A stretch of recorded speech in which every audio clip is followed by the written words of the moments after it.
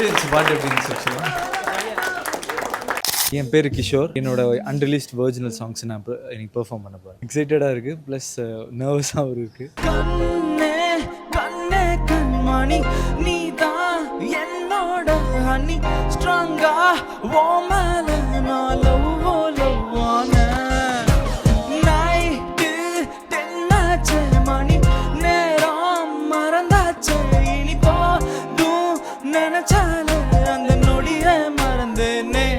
இந்த சிச்சுவேஷன் ரூட்டை தாண்டி ரொம்ப தூரம் போனதே, செஞ்சு வச்ச ரூல்ஸ் எல்லாம் ஐயோ மறந்த, சும்மா உள்ளுக்குள்ள தேடி பார்த்த சொல்ல தெரியாமலே கத்தாடி போல் பாத மறந்து எங்கோ போகிறேன்.